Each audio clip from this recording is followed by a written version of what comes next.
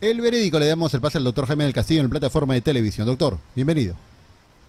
Buenas tardes, mi estimado Joe, gracias por el pase. Buenas tardes, estimados amigos.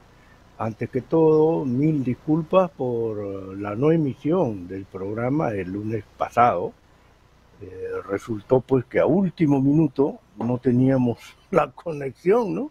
Entonces, no sé qué pasó, no sé si nos han boicoteado o no. La cosa es que no pudimos, por razones que me competen, no a la base de ODTV.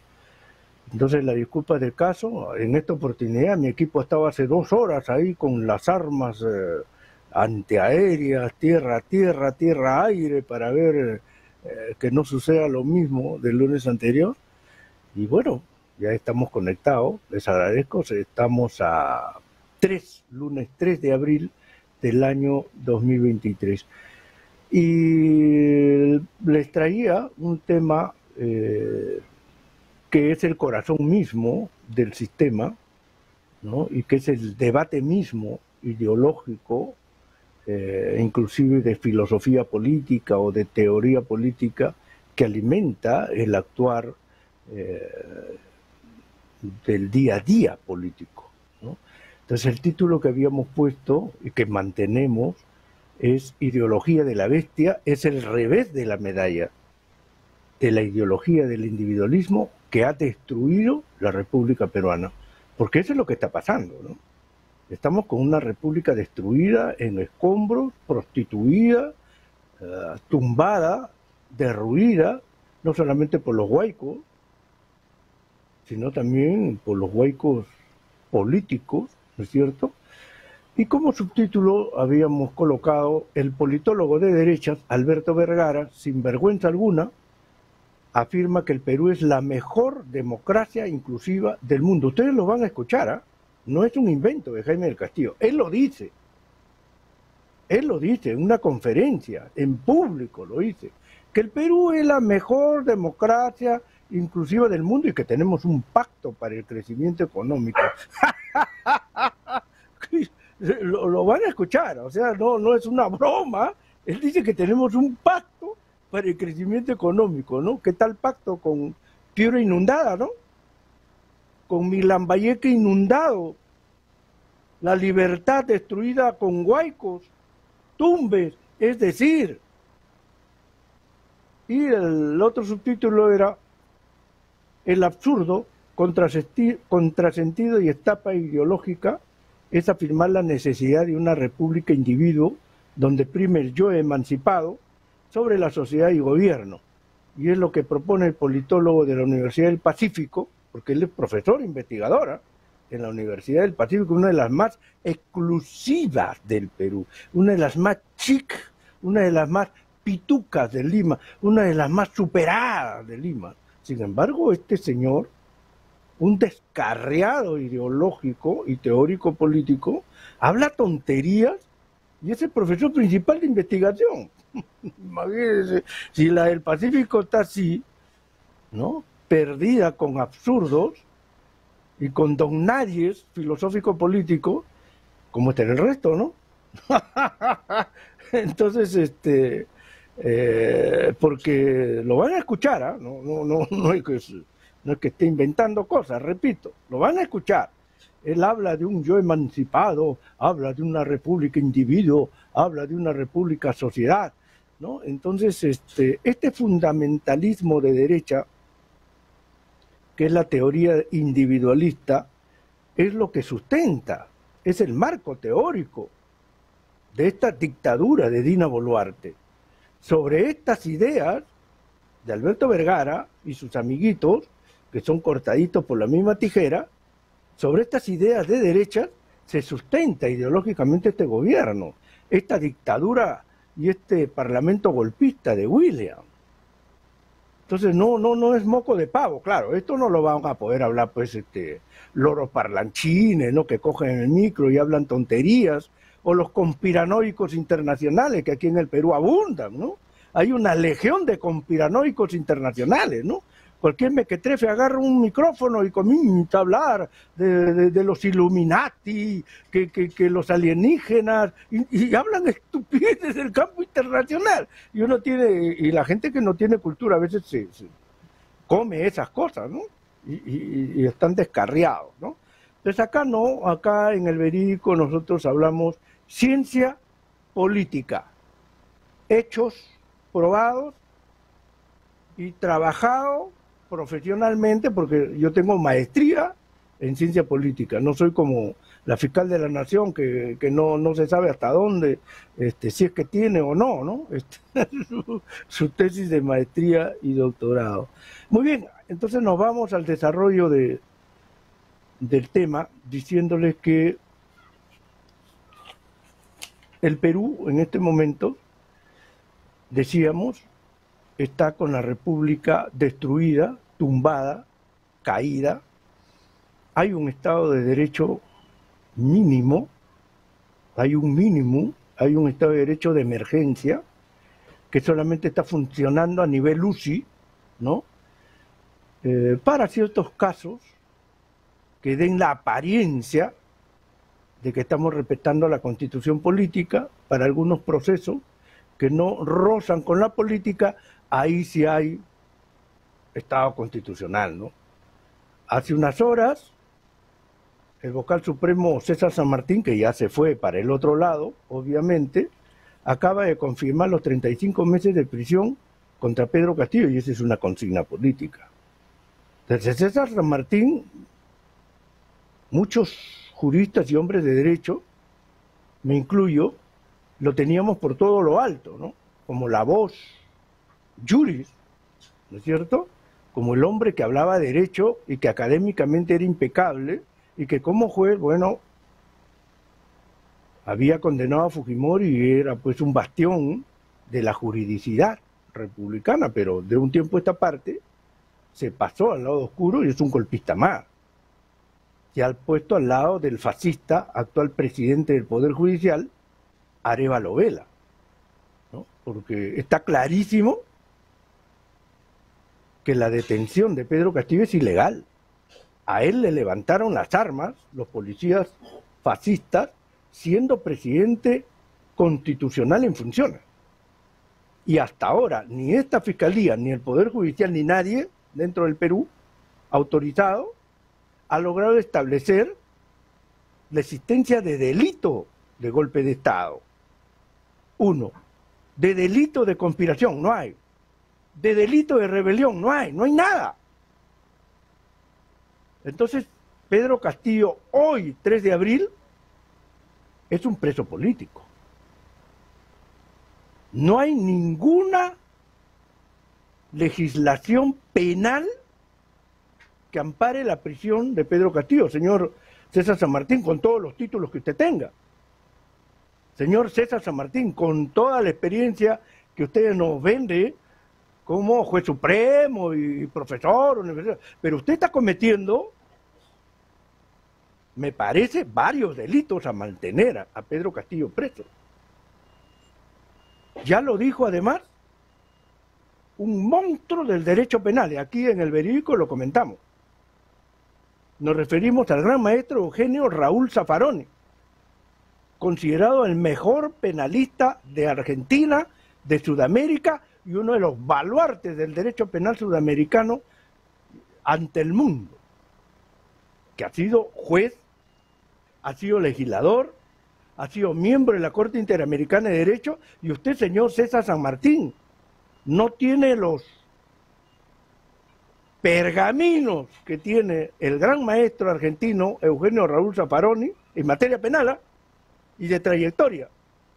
Y Eugenio Raúl Zaffaroni es abogado oficial de Pedro Castillo en el campo internacional. Y vuelvo a repetir, hoy lunes 3 de abril, la detención de Pedro Castillo Terrones es ilegal, es inconstitucional y es víctima de un golpe de Estado. Así de sencillo y de fácil. O sea, esta es nuestra república. Hoy, 3 de abril, mantienen al presidente constitucional de la república, Pedro Castillo Terrones, preso injustamente, preso ilegalmente y violando la Constitución. Y se presta para ello un poder judicial pletórico de tecnócratas reaccionarios, enemigos de la República y enemigos de la democracia, con un tribunal constitucional que terminó de derrumbar a combato limpio el Estado constitucional de derecho al otorgarle todos los poderes al legislativo y rompió la teoría de la separación de poderes, este tribunal constitucional, con un ministerio público regentado por una jefa de banda, porque no se olviden que Patricia Benavides, ya está aprobado, avisó a su madre cuando ella era fiscal provincial en Huancavelica, avisó a su madre, Emma Vargas, para que huya, porque la policía la iba a capturar por orden judicial. Y su madre era alcaldesa de Huancavelica, y salió la orden de captura contra su madre y contra 19 regidores. Se escaparon 16, más la mamá. ¿Quién les avisó? La hija, que ahora es fiscal de la Nación. Esa misma fiscal de la Nación que estuvo trabajando en Ica y que pasó a Lima sin el concurso del caso. Su madre era congresista, apoyada en el APRA también. Su mamá, Emma Vargas, fundadora del Partido Popular Cristiano. Y ahora, Patricia Benavides Vargas, resulta que no tiene maestría y no tiene doctorado, porque la Universidad de las Peruanas ya se limpió las manos y ha dicho, acá no hay nada, no hay ni polvo de la maestría y el doctorado de Patricia Benavides Vargas. No nos fastidien, pregúntenle a ella.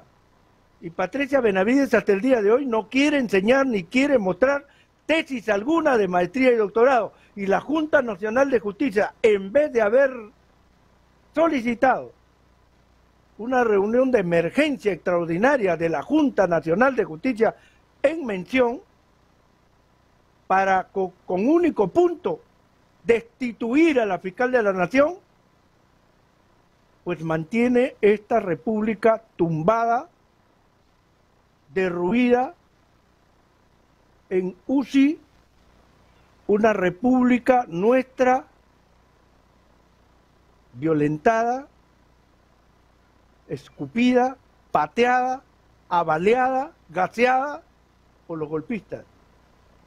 Así estamos. Ese es el balance que tengo que hacer hoy en vivo, lunes 3 de abril del año 2023. Un parlamento que ha demostrado ser lo que todos los parlamentos han sido: lacra, ñasma política. Los mochasueldos o las robasueldos, ahí están. Magali Ruiz, de APP, el partido de Acuña, y Rocío Torres, la charapa, también de APP. La parlamentaria Rocío Torres es la que últimamente ha sido descubierta de llevarse miles de soles, miles de soles de sus propios trabajadores, los recolectaba su sobrino. El padre de Rocío Torres está fugado hace 25 años por haberse robado 15 millones de soles del Estado. El papá de Rocío Torres le metió uña a los dineros del Estado, al dinero de todos los peruanos, y se la picó con 15 millones de soles. Dicen por ahí que el papá de la congresista Rocío Torres circula ahí en Iquitos y que la policía ni lo mira, creo que hasta lo saluda. ¿Cómo está, señor? Buenas tardes. ¿Por qué? Ya ustedes se imaginarán. Rocío Torres, la esposa del impresentable expresidente del gobierno regional y ex parlamentario Fernando Meléndez, ya ustedes se acuerdan, ¿no? El juerguero. O sea, qué linda familia. Siempre César Acuña Peralta nos envía escoria, nos envía miasma política de parlamentario. Fue Acuña Peralta el que nos trajo a Edwin Donaire, ¿se acuerdan ustedes, no? Del general gasolinero, el general Payaso, que ya está preso felizmente. O sea, los generales y comandantes generales del ejército ya han pisado prisión, no es intocable. Entonces, en ese estamos, un Congreso de la República corrupto como siempre. Resulta que ahora toda esa manchita de congresistas golpistas de derecha, la mayoría había otorgado consultorías y se habían embolsicado dinero del Estado, además de su sueldo, además del buffet, ¿no? Además de la clínica que quieren construir y otra serie de gastos y dispendios, además de los caprichitos de Marta Moyano, ¿no? Entonces, en conclusión, tenemos la peor situación y condición política de nuestra república tumbada y derruida, con una Dina Boluarte que ahora se ha comprobado es una jefa de banda criminal. Siendo tesorera del Partido Perú Libre, recibía dinero por bajo de la mesa, se lo gastaba en lo personal y para su propia campaña, y además reclutó un equipo de sus seguidores para conspirar contra Castillo. O sea, desde siempre conspiró contra Pedro Castillo y fue el topo que metió Perú Libre al costado de Pedro Castillo o a sus espaldas para conspirar contra él, porque ustedes saben que un golpe de Estado no se hace de la noche a la mañana. Fue Dina Boluarte, ahí está en el gobierno. Y hasta ahora pues es un don nadie que viene de la calle Don Ninguno, ¿no es cierto?, y se ha pegado ahí, pues se ha amarrado a la falda de Dina Boluarte y depende de ella, pues, ¿no? Y de los negocios sucios, como su mentor, el multimillonario Rosenberg, que es el rey de los casinos, el Vito Corleone de los casinos. Su hermana de Otárola es socia en una offshore con este multimillonario, el rey de los casinos, o el Vito Corleone de los casinos, que es el mentor y padrino del premier Alberto Otárola. Ya todo eso está probado. O sea, en conclusión, sería largo enumerar la cantidad de delitos y de delincuentes que están metidos ahorita en el poder ejecutivo, legislativo, Tribunal Constitucional, Poder Judicial, Ministerio Público, y ni hablar de la Policía Nacional y Fuerzas Armadas, de asesinos, de fascistas, gente que tiene sus propios negocios, cupos, extorsiones, tráfico de tierras y mil delitos más, tanto en la policía como en el ejército, probadamente, probadamente. El vínculo del español con directores generales de la policía, o sea, un delincuente ranqueado como es este grupo de criminales de los españoles, porque no es uno solo, son varios españoles, ya se ha descubierto, y ellos tenían de rodillas y sin pantalón a los generales y coroneles de la Policía Nacional por el billete que se repartían en negocios sucios. Eso está clarísimo.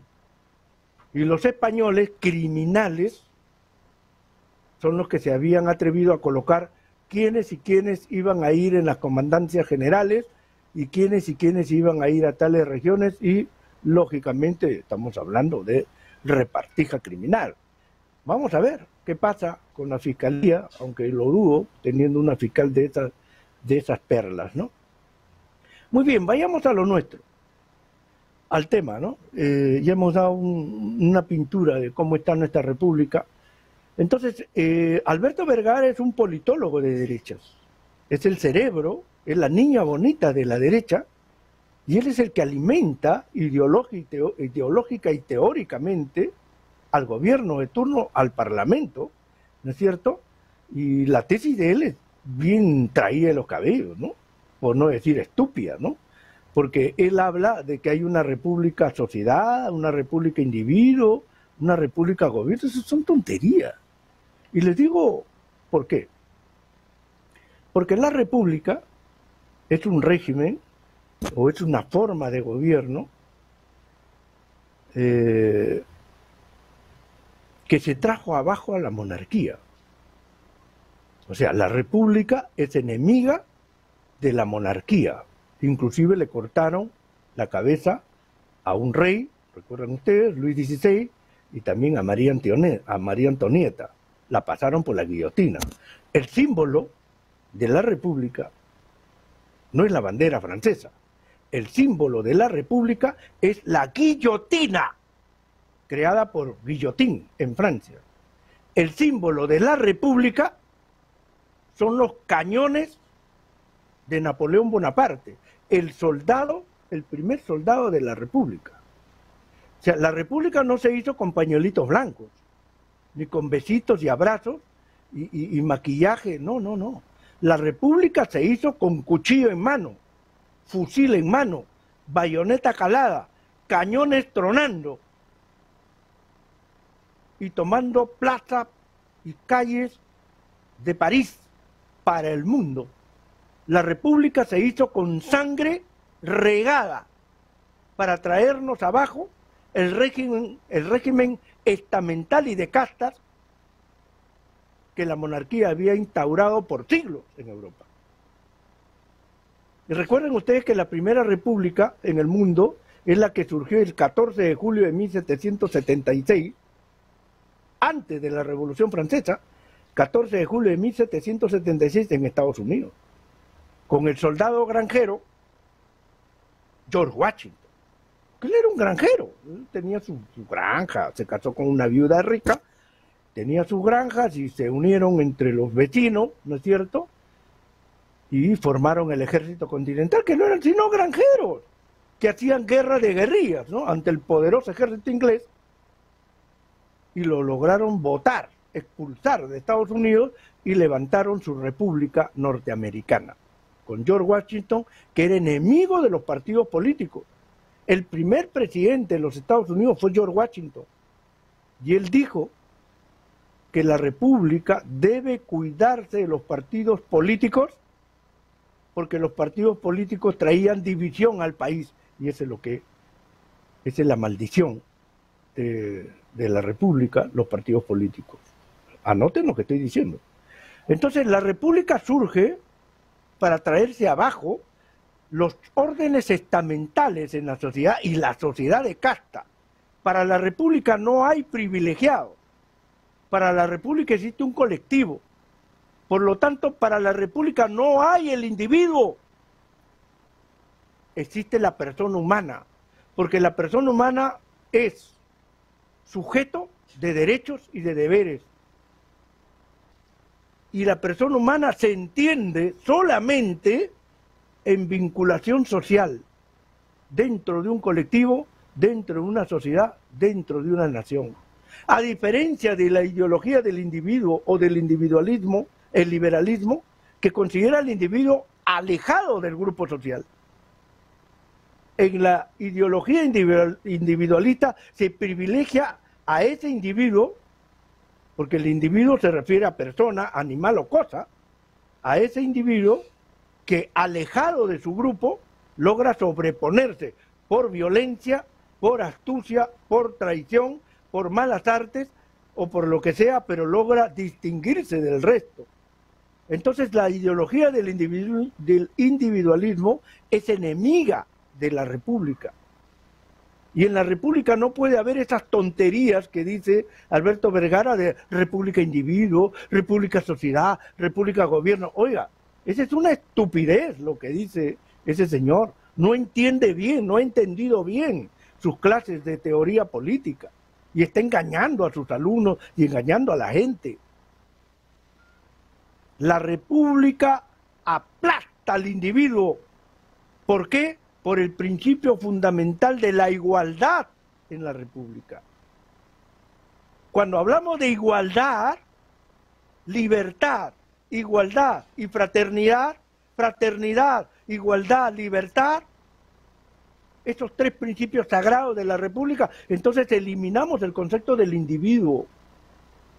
Porque cuando hablamos de fraternidad en república, estamos hablando de colectivo, estamos hablando de republicanos que se ayudan entre republicanos, que nuestra visión de igualdad nos hace a todos hermanos y nos hace iguales ante el derecho natural, ante Dios y en la sociedad. Por lo tanto, el concepto de Vergara de república individual es una tontería soberana. Bueno, antes de que me vaya a expandir y se me acorta el tiempo para el video, vamos a ver el primer video. Por favor, escuchen ustedes a Alberto Vergara qué es lo que dice sobre su concepto de república individuo, república sociedad, república gobierno, y saquen ustedes sus propias conclusiones. Maestro Joe, por favor, ayúdenos con el primer video. Histórica republicana. Voy a desarrollar 3 ámbitos republicanos que cuando coinciden todos juntos dan lugar a una república funcional y saludable. Las 3 dimensiones de la república que quiero proponer son, lo voy a llamar así, la república sociedad, la república gobierno y la república individuo, o sea, el ciudadano. Es decir, el régimen está interesado en regular estos 3 ámbitos, sociedad, gobierno e individuo. Y cuando repase estas 3 dimensiones que juntas constituyen una república saludable, quiero subrayar 2 características que debemos asumir respecto de esa construcción republicana. En primer lugar, la constitución de un orden republicano es necesariamente contenciosa.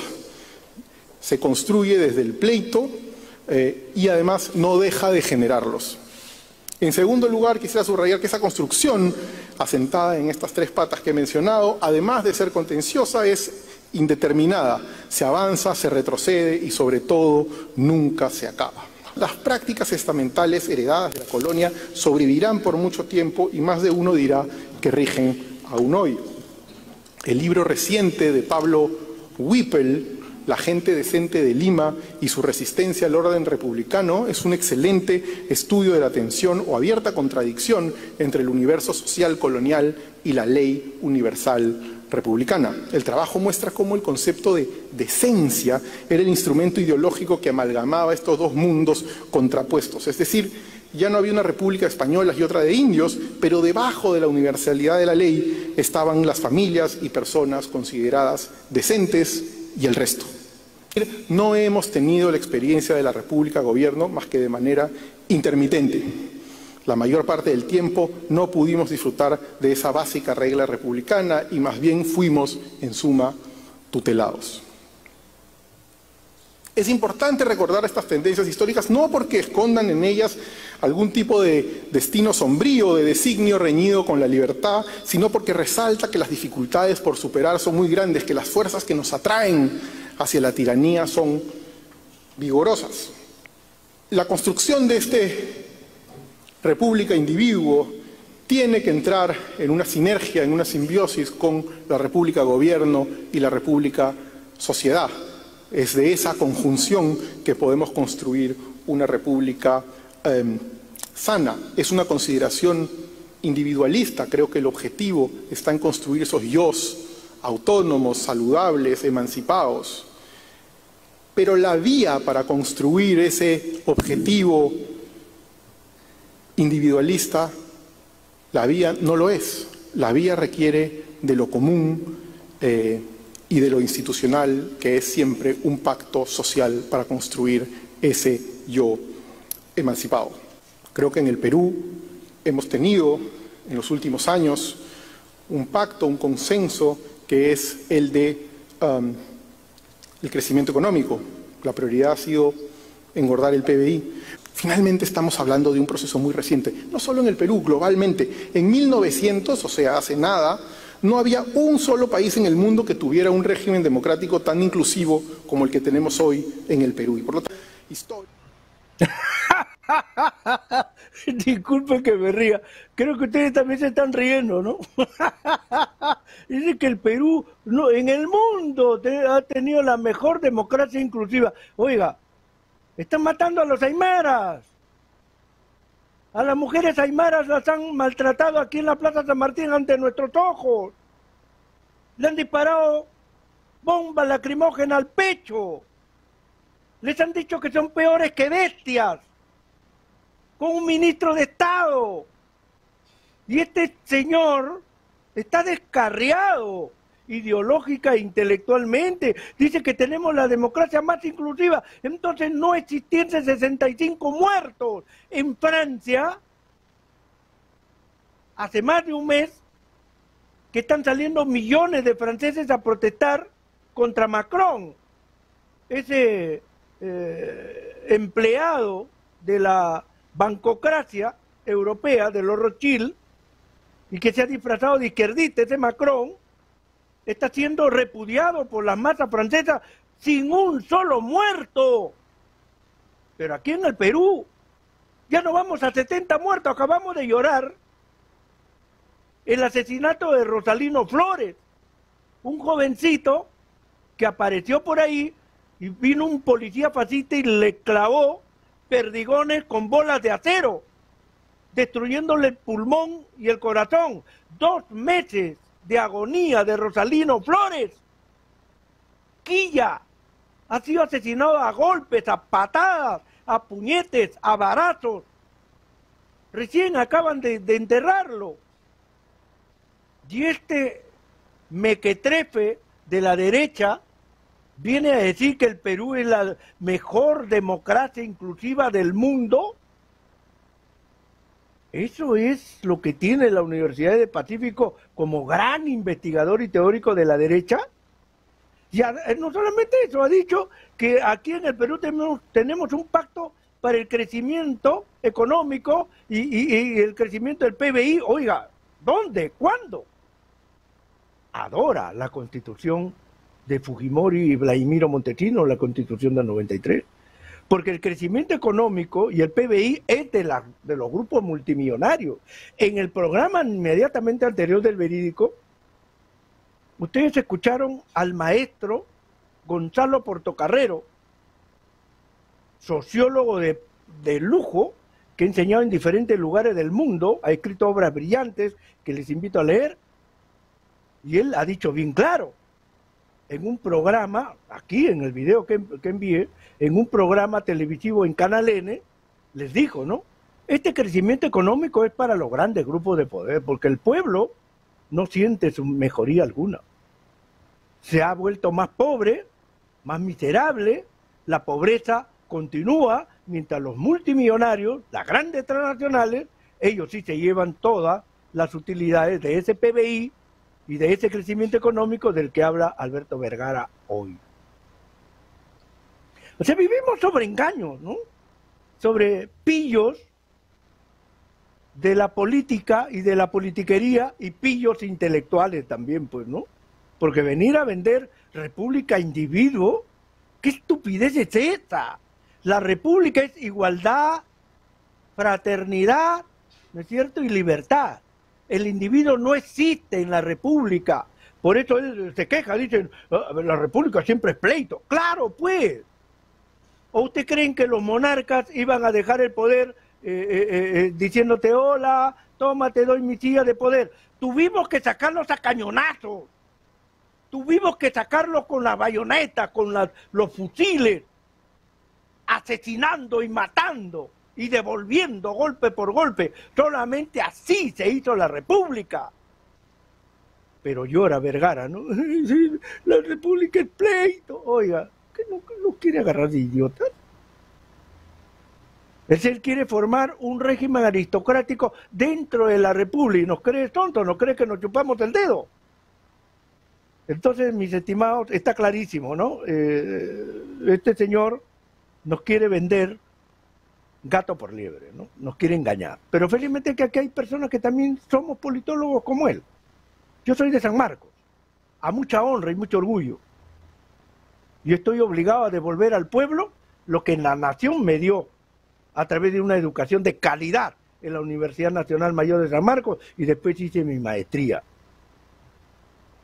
Por eso les tengo que decir a ustedes la verdad. Vámonos a un segundo video antes que se nos vaya el tiempo. En este segundo video, en el primero, es un largo discurso, solamente he recortado lo más importante, y en este segundo video, la duración es de 2 horas, casi 2 horas.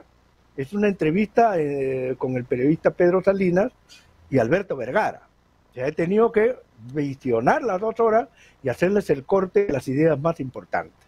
Entonces Alberto Vergara, en este video que viene, para que tengan ustedes la idea redonda, ¿no? El concepto de estos diablitos de la intelectualidad de derechas, dice que el Perú está en caída libre, pero que no es el momento de pensar en la nación, ¿eh? Porque para el individualista la nación no existe, la república menos. Por eso le digo, el revés de la moneda del individualismo es la bestia. La bestia en el robo económico, la estafa económica, ahí están las AFP, las grandes transnacionales, la bestia en el campo político, ahí está Dina Boluarte, con sus casi 70 asesinados y más de 2.500 heridos, la bestia en las fuerzas policiales, la bestia en las fuerzas armadas vinculadas con mafias de diferente pelaje y matriz y matiz y el narcotráfico por delante, la bestia en el Tribunal Constitucional que se ha tumbado a la República, la bestia en el Poder Judicial, con Arévalo Vela, que es un fascista, con César San Martín, la bestia en el Ministerio Público, que han colocado una fiscal de la Nación que no tiene la preparación y proviene de una universidad chatarra, una universidad basura, pero ahí está, es la bestia, o sea, esa tesis del individualismo es la tesis de la bestia, y hay todo un historial. En México, el PRI se disfrazó de izquierda, hizo un gobierno de la bestia basada en el individualismo criminal, casi 80 años de gobierno, y tenían oposición controlada los del PRI. Felizmente está AMLO el día de hoy. En España, el Partido Social Obrero Español, con Felipe González, se hizo vestir de socialista y de izquierda, pero era de derecha. Fue el Partido Social Obrero Español el que metió a España en la OTAN. Fíjense ustedes, ese supuesto partido de izquierda. Y Felipe González fue el mayor colaborador de los grandes grupos de poder y grupos transnacionales. En Chile, Boric tiene 65% de desaprobación porque está haciendo un gobierno de derechas, disfrazado por ahí con algunos supuestos izquierdistas o caviares. Igual fue el caso de Bachelet, un gobierno de izquierda de mentiritas. O sea, hay mucho que tratar acá. Pero nos vamos al segundo video diciéndoles eso, que el señor Vergara no quiere tratar el tema de la nación y no quiere tratar de un plan nacional vinculado a la República. Dice que no tenemos diagnóstico del país. ¿Lo van a escuchar ustedes? Oiga, ¿no tenemos diagnóstico del país? O sea, José Carlos Mariátegui, Víctor Raúl Haya de la Torre, Víctor Andrés Belaúnde, Ribagüero y tantos pensadores políticos del Perú no sirven para él. Este señor está totalmente descarriado ideológicamente, mis estimados, ¿no? Y que no tenemos actores políticos. ¿Cómo que no tenemos actores políticos? El pueblo está en las calles y ha brindado a 65 mártires y más de 2.500 heridos, hoy mutilados, postrados en la cama, olvidados, pero ellos son los que salieron a las calles a defender esta república. Escuchemos a Alberto Vergara y las sandeces en este video de 2 horas que le he hecho un recorte. Muchas gracias, maestro Joe, por favor. Partamos de algo básico. Yo creo que en este momento el Perú está lleno de problemas, ¿no? Obviamente, claro. No se trata de decir que hay... pero yo creo que hay 2 problemas básicos, ¿no? Que no es fácil resolver. Y uno es que no tenemos diagnóstico de qué está mal en el país. El primer paso es ese, que yo creo que no tenemos diagnóstico de qué es lo que padecemos. Y entonces es difícil sacar al enfermo de la enfermedad, de recetarle algo si no sabes qué tiene, ¿no? Entonces no tenemos consenso ni sobre lo que padecemos, ni evidentemente sobre cuál sería el remedio que debe sacarnos de esto. Ese es el primer problema que yo creo que tenemos, salvo para la izquierda y la derecha, que tienen sus mitologías infantiles, ¿no? De cuál es el problema, ¿no? Entonces la izquierda que es una bonita manera de decir, no sé, que mantienen posiciones absolutamente tosudas y enajenadas de la realidad, ¿no? Sí, altamente ideologizadas. Entonces la izquierda cree que la Constitución, tú cambias la Constitución y el resto de cosas por añadidura. Harry Potter.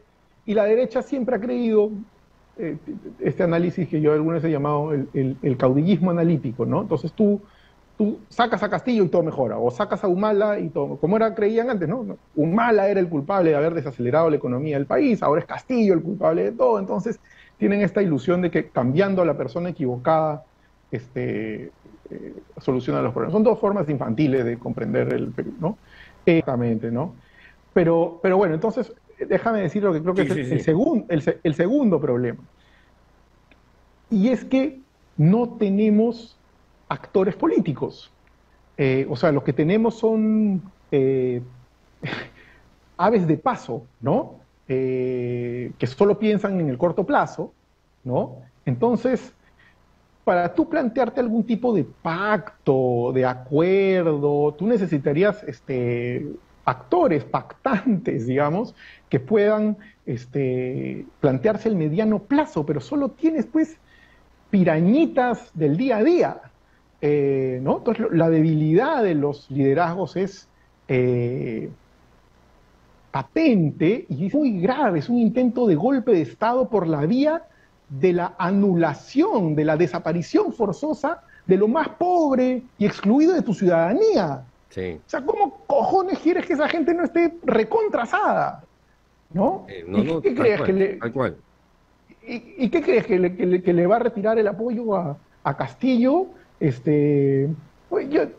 y esto no estoy usando este argumento como una defensa del gobierno de Castillo, pero sí para ver que si Castillo puede hacer todo lo que puede hacer, es en gran medida porque tiene una oposición que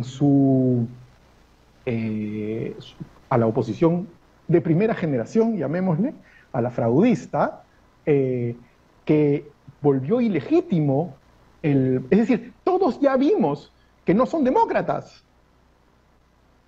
O sea, ya vimos que todo ese bloque, la democracia le importa un pepino, que está dispuesta ¿no? Que la puede degollar en el altar de sus intereses de corto plazo. Entonces, sí creo que eso es un trauma. O sea, si a mí me hubieran querido eliminar mi voto y el de mi gente, por llamarlo de alguna manera, de mi barrio, o de mi pueblo, o de mi ciudad, puta, por ahí que haría cosas peor que responder en una encuesta que respalda el gobierno de Castillo. Es una mentalidad de estamento. Tribal. Tribal. Totalmente tribal. No sé si tribal sea la palabra, me gusta más estamento, porque tiene que ver con el pegamento de los que somos iguales. Tribal tiene otra pero es eso, ¿no? O sea, efectivamente lo que dices. Entonces, estos momentos de crisis aguda sacan a relucir eso que usualmente está escondidito en el mundo privado. ¿No? Entonces, mi sensación es que ella comete ese acto porque tiene una rabia de que el mundo ya no es como debería ser. Como antes. Como antes. O sea, ahora ella tiene que compartir este espacio del Congreso y tener de colega a una barrendera. Entonces, es el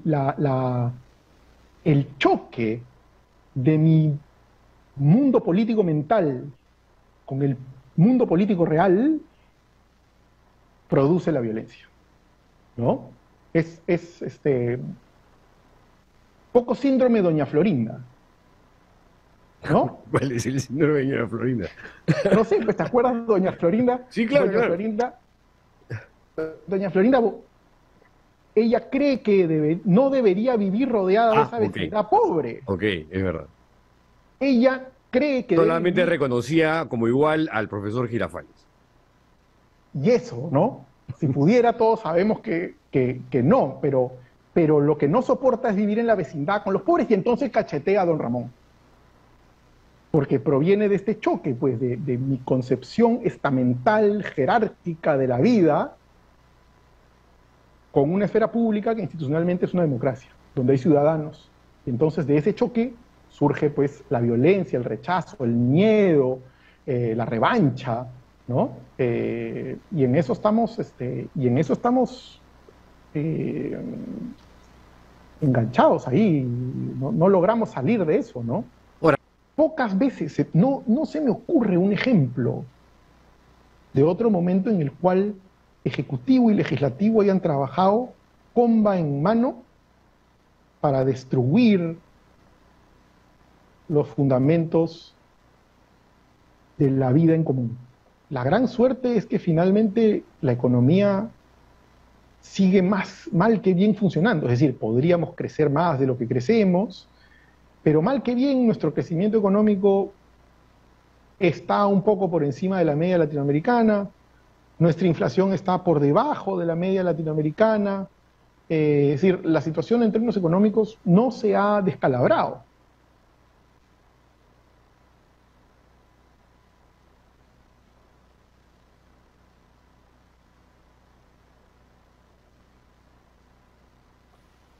Como siempre, él más le preocupa los índices económicos que la sociedad, que la mayoría de peruanos. Y escucharon ustedes cómo se expresa con rabia contra sus propios congéneres derechistas, como Malcri Carmen, por ejemplo, que le pegó pues a una barrendera dentro del Congreso, ¿no? Entonces él critica a los propios derechistas porque no saben interpretar la realidad.